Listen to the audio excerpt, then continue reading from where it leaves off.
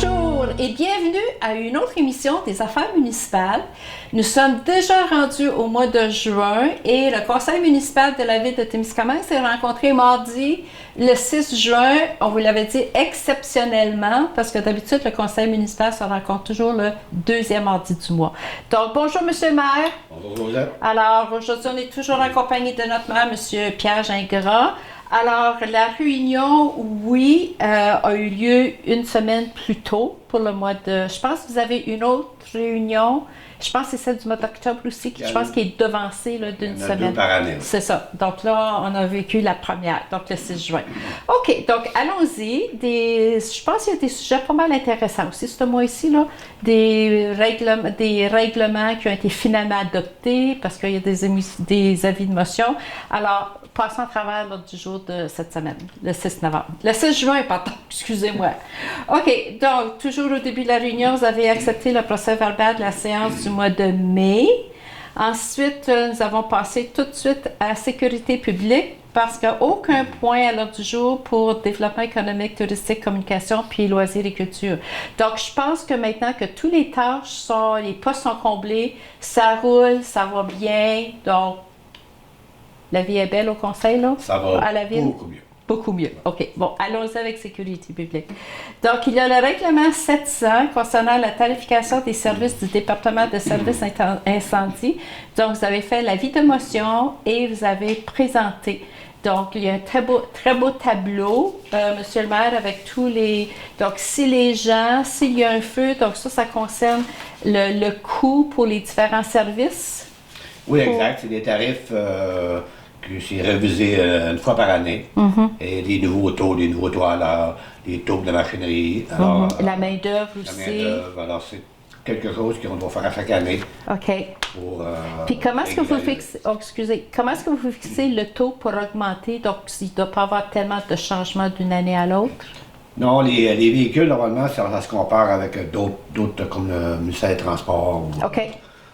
Ça c'est toujours comparé avec quelque chose qui est semblable aux autres. OK. Puis ça, c'est à tous les ans? Et la main-d'œuvre par rapport au salaire qu'on paye, puis les bénéfices marginaux.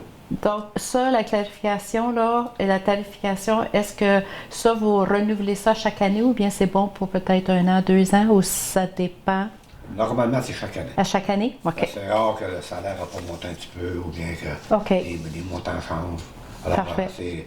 De mémoire, c'est à chaque année qu'on fait ça. OK. Puis surtout comme l'équipement aussi, les assurances. OK. Donc, vous avez fait la motion, vous avez présenté le règlement, ça va. Ensuite, juste un autre item concernant la sécurité publique, ça c'est le mandat pour l'inspection des avertisseurs de fumée Témiscamingue, Kipawa et Laniel. On l'avait déjà abordé ce point-là quand la MRC, je ne me rappelle pas exactement quel mois, mais on en a déjà parlé. La MRC avait nommé quelqu'un qui ferait la tournée des municipalités, faire l'inspection des avertisseurs de fumée. Alors, est-ce qu'il y a eu un changement depuis qu'on a abordé le sujet? Oui, c'est ça. Normalement, c'est la MRC qui s'occupe de trouver quelqu'un puis faire l'inspection des détecteurs de fumée. Oui. Mais maintenant, depuis qu'on a un nouvel employé au service incendie, c'est elle qui va s'occuper de ça dorénavant, qui va faire l'Aniel, Kipawa et Témiscamingue. OK. Donc, la MRC doit être contente aussi. Donc, la personne embauchée pour faire l'examen de tout ça, faire l'inspection, ne pas venir à Témiscamingue. La MRC est sûre qu'elle est contente que le Témiscamingue le fasse. On est capable de le faire. Les frais vont être assumés par, comme il y en a les faire eux autres mêmes. Et l'autre, notre employé va pouvoir le faire. Et naturellement, ça prend toujours quelqu'un qui est bilingue quand il fait Témiscamingue, puis c'est le secteur ici. Donc, on a l'avantage d'avoir les employés qui sont bilingues, qui font le tour, puis on pense qu'on va avoir du bon service. Donc, là, je comprends quand je vous ai demandé tantôt, oui, ça va super bien, parce que tous les postes sont comblés, et voilà un exemple. On continue. Maintenant, on va aller aux travaux publics.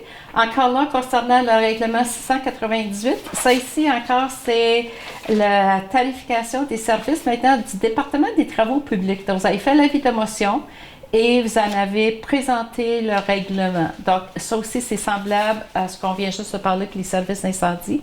Donc, les travaux publics, si des gens un propriétaire a des travaux à faire, creuser la ville, donc soit la machinerie, main-d'œuvre, ça encore là, vous avez fait une mise à jour des prix concernant. Comme à chaque année. On fait toujours le ministère des Transports, des véhicules, etc., les salaires qu'on paye. OK. Donc, vu qu'on a parlé des deux services d'incendie puis les services des travaux publics, parce que là, vous avez remis les gens, si vous présentez à la réunion, surtout quand il y a un règlement, que vous présentez l'avis de motion, etc., il y a toujours une copie disponible à l'entrée avec l'ordre du jour. Donc ça veut dire que les gens, vu qu'ils n'étaient pas présents à la réunion, ils entendent parler des nouveaux tarifs. Est-ce que ça, c'est disponible? Ils peuvent se présenter à l'hôtel de ville, puis ça, ils peuvent en avoir une copie? Quelqu'un qui veut une copie, c'est toujours disponible. Ou bien sur le site d'Internet, il serait-tu aussi sur le site de la ville? Moi, comme je t'ai toujours dit, je ne pas. OK, mais Internet, on peut aller. Mais ils mettent un lien, de là. De liens. OK. Je ne suis pas surpris que c'est sûrement là. Oui. Et si vous ne pouvez pas le trouver là, vous êtes comme moi, puis vous n'allez pas trop sur Internet, allez à la ville. Ils sont disponibles parce qu'ils sont là à la table quand on arrive le soir de la réunion. OK, c'est parfait. Dernier point pour travaux publics, il y a une demande d'Émilie Bénard et de Nicolas Raymond au 140 avenue Thorne. Donc ça, je pense que c'est un problème pour la tuyauterie.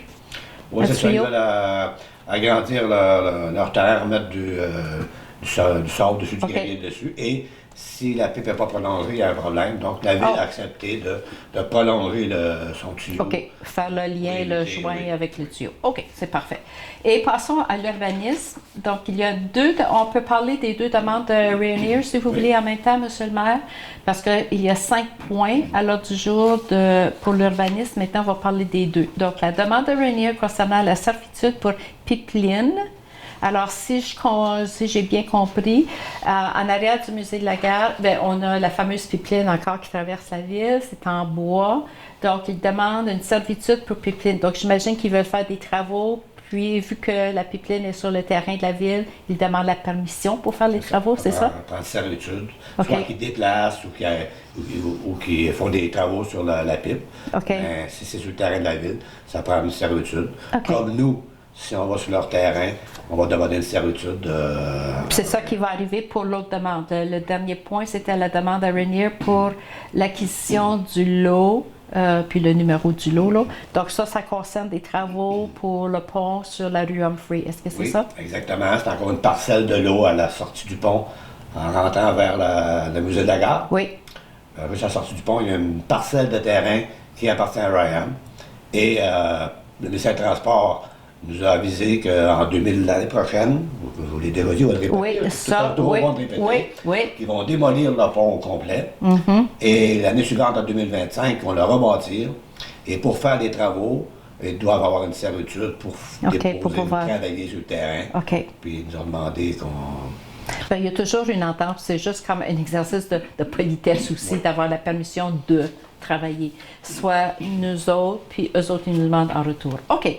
Donc, vous avez adopté le règlement, on est toujours dans le domaine d'urbanisme. Vous avez adopté le règlement interdisant les véhicules motorisés sur la piste cyclable. Puis ça, on avait déjà parlé parce que quand vous faites un changement de règlement, il y a toujours un avis de motion, vous présentez, ensuite, là, vous êtes rendu à l'étape vous avez adopté le règlement. Quand c'est à l'urbanisme, c'est une démarche de plus. Alors qu'on va avoir sur 3 réunions en ligne avant que ce soit là. Oui, parfait. Ensuite, parce que je pense on a vu des annonces concernant le CCU. Le CCU, ça veut dire, c'est le comité consultatif d'urbanisme. Il manque des bénévoles. Puis même, on avait même mentionné que les réunions, il y a peut-être 6 ou 8 réunions par année. C'est un comité qui est super intéressant aussi. Donc, nomination de 2 membres. Donc, vous avez nommé 2 personnes pour siéger qui vont représenter la ville. Nathalie Dumas. Oui. Et monsieur Ben Crawford. Ben Crawford, oui.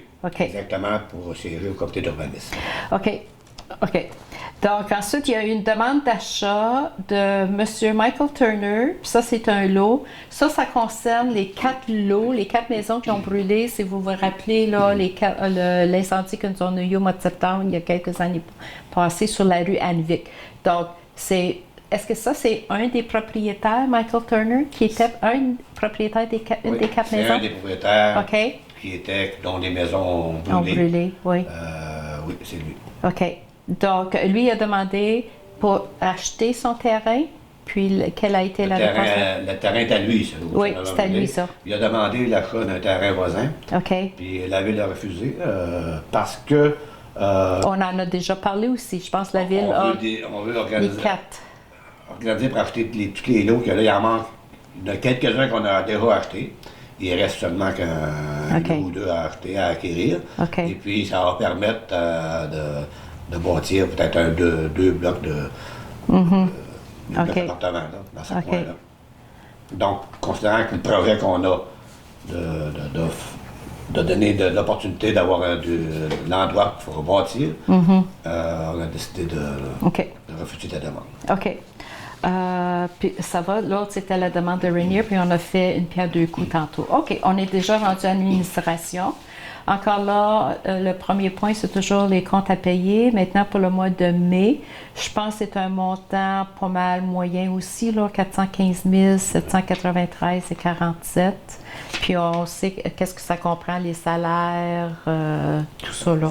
Il n'y a rien d'extraordinaire. Il n'y a rien de spécial dans celui-là. C'est ça. D'être un peu plus bas que normal aussi. Ah oui? Mais des fois, faut faire un déboursé plus élevé pour un paiement de la dette. Ça dure Les peut-être codes 2 fois par année. puis c'est ou ça, bien là. code part à MRC, ou bien que c'est 2 fois par année. La Sûreté du Québec, c'est pas à tous les mois. Donc, quand ça arrive le mois, le montant est plus haut. Après ça, ça se régularise après. C'est toutes les petites dépenses normales là, pour le fonctionnement. Là. OK. Nomination du maire suppléant juillet, août et septembre. Donc, ça va être le conseiller Alain Gauthier. Maintenant, quelque chose de nouveau. Il y a 3 points à l'ordre du jour. Si vous voulez, on pourra les parler les 3 en même temps. Il y a un dépôt de démission d'un élu. Ensuite, nomination d'élection partielle et la date. Donc, la Ville, vous avez reçu une lettre de démission d'un des conseillers. Puis, par la loi, vu que les prochaines élections municipales sont tout simplement au mois de novembre 2025, donc ça veut dire qu'il faut vous combler son siège, c'est ça? Puis, vous avez même choisi la date, parce qu'une fois que vous avez reçu la lettre de démission, quel est le laps de temps là, pour... Je pense que c'est 40 quelques jours, il faudrait vérifier. OK, 4 mois. Pour la date des élections partielles, là? Donc, la dernière date, jusqu'au 6 de juillet, qu'on peut attendre jusqu'au 6 de juillet. OK. Lui, il a donné sa démission, c'est réglé. Avant, parce qu'il faut définir tout de suite la date d'élection. OK. Je pense que c'est le 1er octobre. C'est le 1er octobre que vous avez choisi. Puis il y a 30 jours avant pour se préparer à tout ça. Puis, OK. Donc là, c'est sûr que vous avez nommé, c'est qui va être le responsable des élections, Patrick le DG, puis Julie Loyer va être son assistante aussi. Exact. Donc là, c'est sûr qu'on va en reparler au mois de septembre, parce que je pense que ce serait important de mentionner à nos téléspectateurs, c'est notre dernière émission pour la saison, parce que juillet puis août, il n'y aura pas d'émission des affaires municipales, donc on va reprendre. Mais les réunions se continuent quand même. Le deuxième mardi du mois, au mois de juillet puis août. Mais en septembre, là, quand on reprendra l'émission Les affaires municipales, probablement que là, on va en reparler parce que ça va être proche le 1er octobre. OK. Ensuite, autorisation de signer la servitude d'usage, alors permission aussi pour l'aménagement du stationnement public sur une partie du terrain de l'église. Donc ça concerne la phase 2 qui va commencer bientôt là, cet été de la rue Boucher. Donc ça veut dire qu'il faut toucher un peu le terrain de l'église, puis vous avez demandé la permission, c'est ça? Exact. C'est une formalité, ça, quoi? C'est ça. Sinon, par exemple, si on n'a pas ça, pour commencer tout le règlement d'emprunt. C'est vraiment spécial. Hein? C'est les détails. À l'intérieur. Il y a des petits détails là, qui sont bien décevants. Là, vraiment, ça prend la servitude de l'Église. Tout ce qu'on leur demande, c'est la moitié de leur cours, c'est à la ville, la moitié, c'est à l'Église. OK. Mais, puis nous autres, tout ce qu'on veut, c'est le pavé, le parti. Donc, c'est un plus pour eux autres en même temps. Ça fait plus de stationnement dans les alentours aussi. Donc, on attend après de serviture. Il y a tellement de détails à préparer puis à vérifier parce qu'on va en parler après, là, juste pour la rue du Couvent. Mais je pense qu'on est rendu là. Donc, vous avez adopté le règlement d'emprunt pour justement tous les services d'aqueduc, les égouts sanitaires, les égouts pluvieux sur environ 150 mètres dans la rue du Couvent. Donc, réfection de la chaussée, le pavage, les trottoirs, les bordures, c'est comme toute la liste s'allonge, là. Mais c'est ça, tant qu'à faire les rénaux, on touche à tout, là, aussi, là. C'est parce que ça vient rejoindre la rue Boucher. Oui, on en a peut-être parlé. le temps de la faire en même temps. Alors, oui, Puis, ça vous va en avez... soumission, ça va aller en soumission, là. Oui, donc là, vous avez adopté le règlement d'emprunt, parce que ça coûte des sous, ça aussi. En même temps, vous avez approuvé, vous n'avez pas adopté, approuvé les plans et les devis pour les services municipaux, puis autorisation d'aller en appel d'offres pour le projet de réfection des services municipaux. Donc, tout ça, là, il y en a, c'est juste pour ça la rue du Couvent, mais il y a la rue Boucher aussi à côté, en parallèle, là, qu'il y a autant de détails à vérifier, puisqu'on veut dire s'assurer. Oui, on a passé. Oui, c'est que tant qu'être là, c'est ça. OK. Bon, un sujet, projet d'approvisionnement en eau potable, le secteur T-Lake par la ville de Témiscamingue. Bon, on sait que T-Lake appartient à la municipalité de Kippawa. Donc, est-ce qu'ils ont des problèmes avec leur eau potable? Alors, pourquoi un projet, est-ce qu'on vous a approché la ville de Témiscamingue pour leur donner un coup de main? Ils nous ont approché, ils nous ont demandé si on était prêts à faire une entente intermunicipale pour les desservir en eau potable. OK. À village de T-Lake, pas celui de Kippawa, parce que ça serait trop loin, trop dispendieux. Et probablement parce que durant les chaleurs d'été, ils ont peut-être des problèmes d'approvisionnement. Les puits deviennent sûrement plus à sec un peu. OK. Et ils ont demandé à la ville si on pouvait les... Là, on va évaluer la situation. La première chose à faire, c'est d'évaluer si la capacité de l'usine est capable de le faire. OK. On doit savoir notre capacité. Puis nous autres, avec notre développement à moyen terme, court terme, la capacité de le faire. Et aussi regarder s'il y a des surplus de capacité d'approvisionner peut-être la municipalité de T-Lake. OK. OK.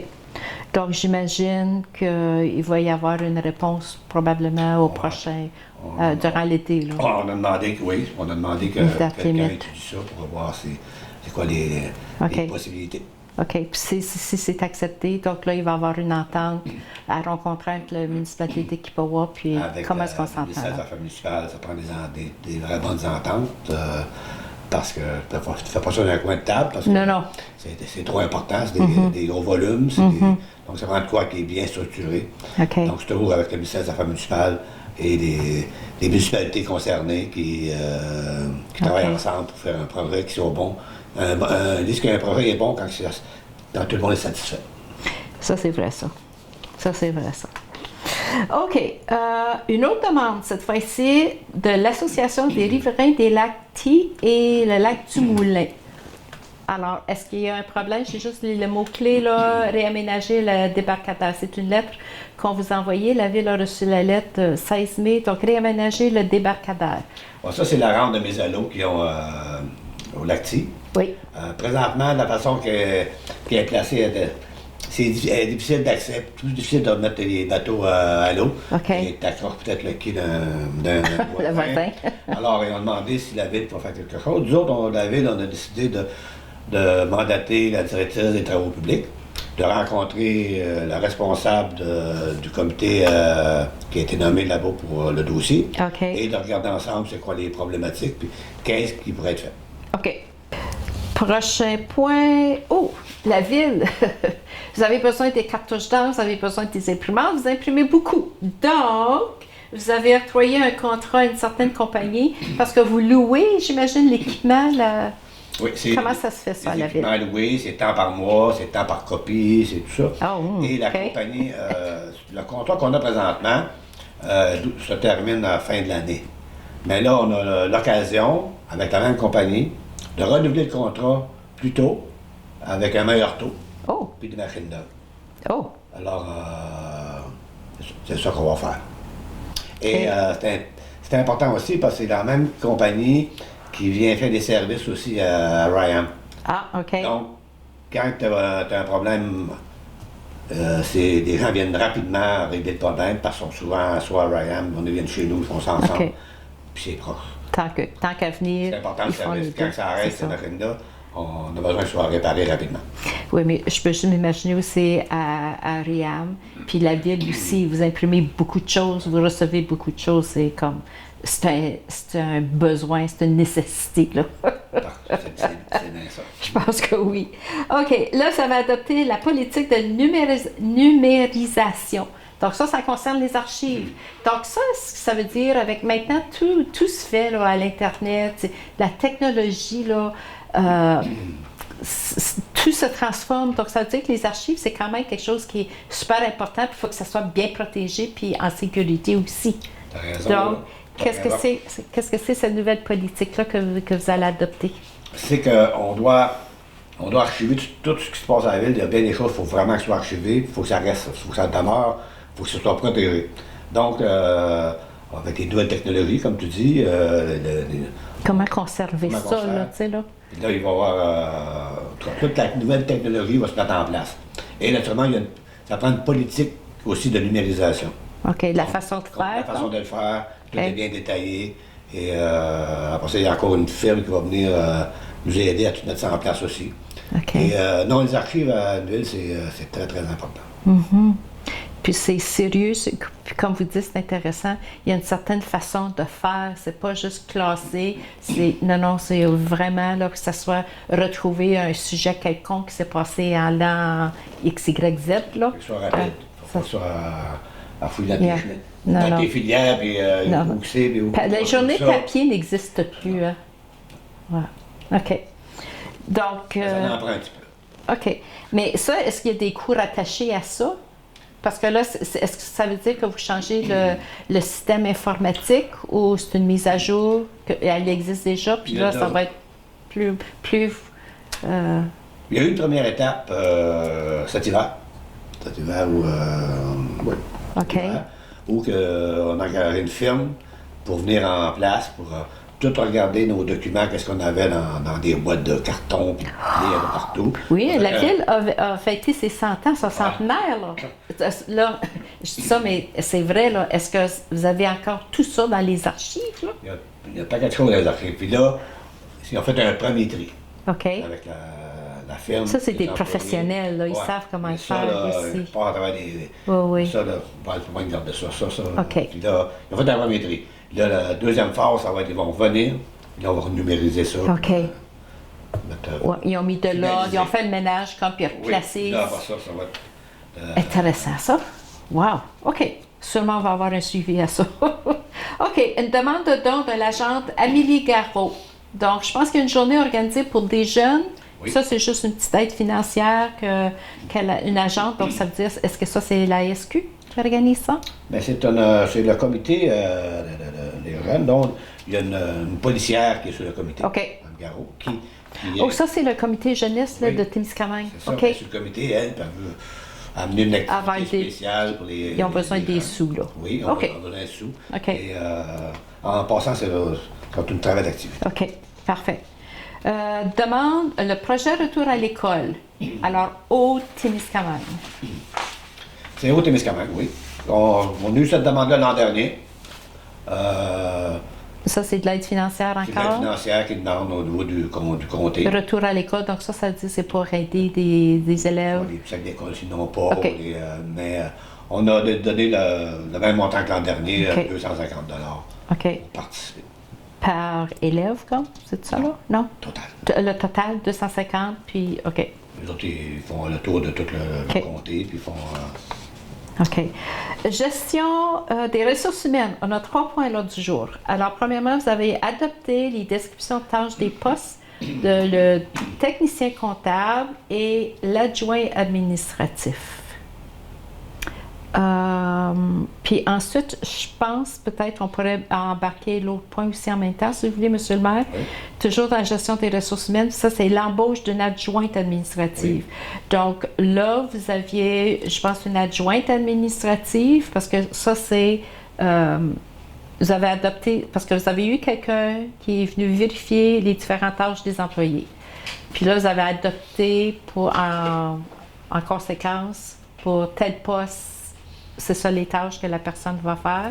Donc, il y a un technicien comptable. Maintenant, au lieu de s'appeler un commis comptable, donc vous avez changé le titre. Puis des termes qui sont moins utilisés qu'avant. OK. Par exemple, une secrétaire, c'est rare que tu entends ce nom-là maintenant. Non, oui. Ils vont appeler ça une adjointe. Une adjointe administrative. Donc, il y en avait une sur place. C'est mieux comme ça. Puis, il y en a une sur place, mais là, est-ce qu'elle va être permanente? Parce que ça, c'est l'autre point, l'embauche d'une adjointe administrative. Oui, ça, c'est une nouvelle personne qui était à la ville depuis un an à contrat. L'année passée. Et la ville voulait voir si le besoin était là. OK. Le besoin étant là, fait que la ville a décidé de l'embaucher. OK.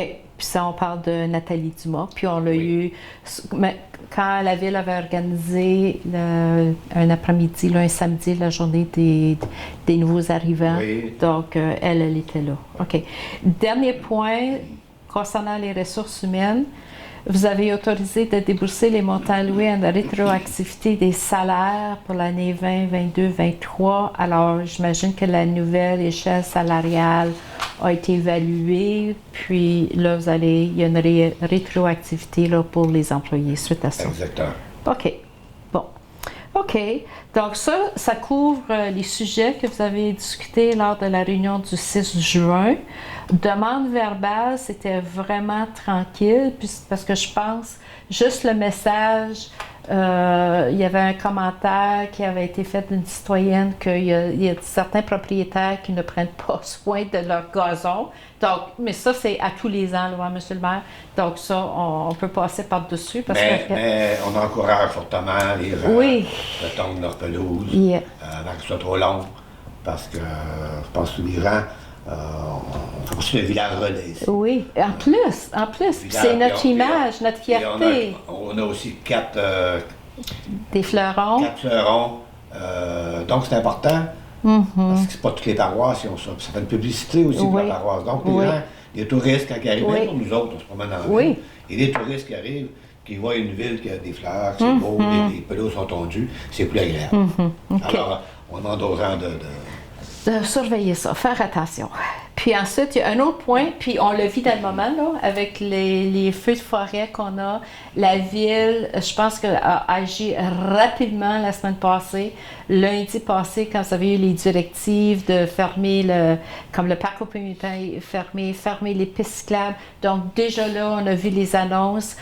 Mais je vous félicite le conseil parce que tout de suite au tableau électronique, le message c'est clair, les Français en anglais, parce que je pense que le besoin était là aussi, parce que ça c'était les messages cette semaine, puis ils sont encore sur le tableau là. Donc, disons, c'était notre réalité ça la semaine passée, là, les feux de forêt, puis on est entouré de forêts aussi là. Donc, on est vraiment chanceux à Témiscamingue.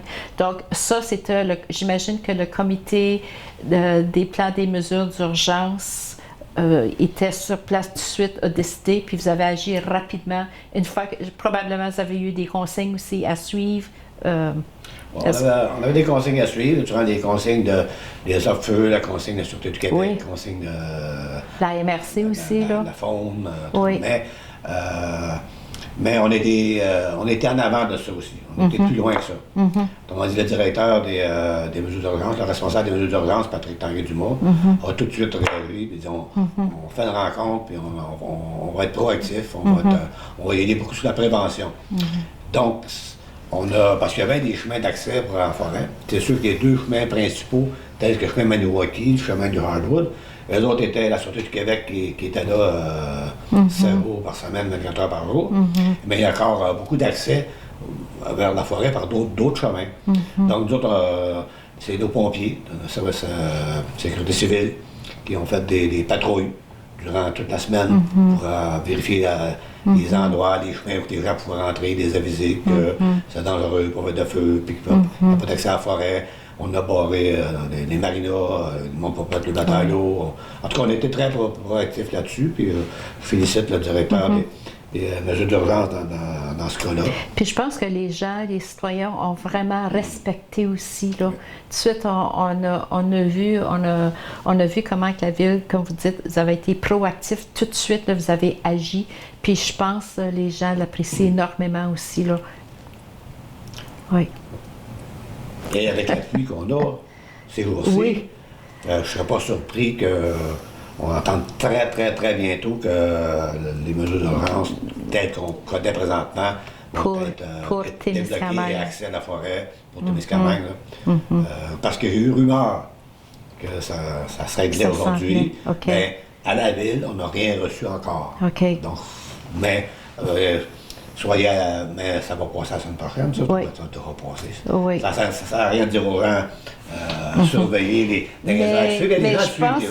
Mais c'est ça, les gens ils suivent parce qu'on a tellement de messages, les médias, ils sont tous là. Puis c'était la une, là, les dernières nouvelles de l'heure, on les voyait là. Peu importe que ce soit en français ou en anglais à la télé. Puis avec le tableau aussi, tout le monde le voit, puis il apprécie énormément ça. Donc on est au courant, tout le monde est au courant. Alors sur ça, Monsieur le maire, alors on a passé à travers la réunion du mois de juin. Alors comme nous avons mentionné tantôt, la réunion, vous vous rencontrez au mois de juillet, vous vous rencontrez quand même au mois d'août, mais comme nous avons mentionné tantôt, aucune émission des affaires municipales durant l'été. Nous prenons une pause aussi. Donc on va se revoir au mois de septembre. Et sur ça, on vous souhaite de bonnes vacances, Monsieur le maire, bon été. On va être présent, donc les jeunes, ils savent. S'il y a quelque chose qui survient, ils savent qu'ils peuvent toujours se présenter à la prochaine réunion. On n'a pas la date, mais c'est le 2e mardi de juillet. Exact. Parfait. Alors, merci beaucoup, Monsieur le maire Pierre Gingras, d'être avec nous. Et sur ça, on vous souhaite de joyeuses vacances, un très bon été. Puis on se retrouve au mois de septembre. Mais n'oubliez pas, le conseil travaille toujours juillet puis août, 2e mardi du mois. Soyez présents à la salle des jardins.